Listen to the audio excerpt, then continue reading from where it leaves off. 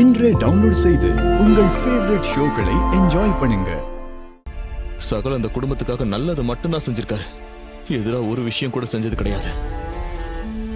அவர் செஞ்சதெல்லாம் ஒன்னே ஒண்ணுதான். தாத்தா பாட்டியோட உண்மையான பேரன் அவருங்கிற ஒரே ஒரு உண்மையை அவர் உங்ககிட்ட இருந்து மறைச்சாரு. ஆனா அதை நினைச்சு நினைச்சு எத்தனை நாள் வருத்தப்பட்டிருப்பாருன்னு எனக்கு மட்டும்தான் தெரியாத. வேலிக்கு ஓனா சாட்சி மாதிரி அவனுக்கு நீங்களாம் வக்காலத்து. நியாயமா உங்களையும் நான் சும்மா விட்டுருக்க கூடாது. சொந்த புத்தி இல்லையா மாப்பிள்ள உங்களுக்கு? அவன் வந்து என்கிட்ட பொய் சொல்றான்னு தெரிஞ்ச அடுத்த நிமிஷமே நீங்க என்கிட்ட வந்து சொல்லியிருந்தா நான் உங்களை பாராட்டி இருப்பேன். உண்மைதாத்த, நீங்க என்ன பாராட்டி இருப்பீங்க, நானும் வந்து உங்ககிட்ட சொல்லியிருப்பேன். ஆனா எப்ப தெரியுங்களா, இந்த குடும்பத்தை கெடுக்க எவனாவது இந்த குடும்பத்துக்குள்ள வந்திருந்தானா நானே வந்து உங்ககிட்ட உண்மையை சொல்லியிருப்பேன். ஆனா நியாயம்னு ஒண்ணு இருக்குல்ல, இந்த குடும்பத்தை அவர் கெடுக்க வரல, இந்த குடும்பத்தை ஒண்ணு சேர்க்கறதுக்காக வந்தவர். அப்பேற்பட்டவரை நான் உங்ககிட்ட வந்து சொன்னா உங்க பாராட்ட தாண்டி என் மனசாட்சி என்ன கொண்டுடும்.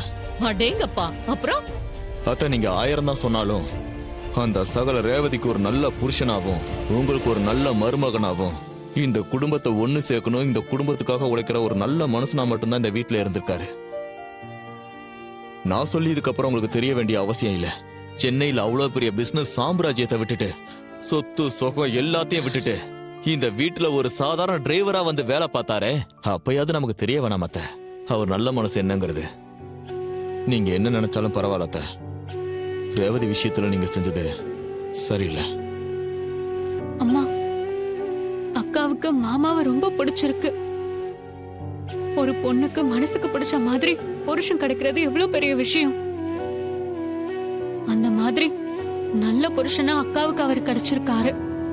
ஆனா அப்படிப்பட்ட புருஷனை நீங்க பிரிச்சு வச்சதாலதான் துக்கம் தாங்காம விஷத்தை குடிச்சிட்ட அக்கா. அக்காவுக்கு ஏதாவது ஒண்ணு ஆச்சுன்னா நம்மளால தாங்கிக்க முடியுமா?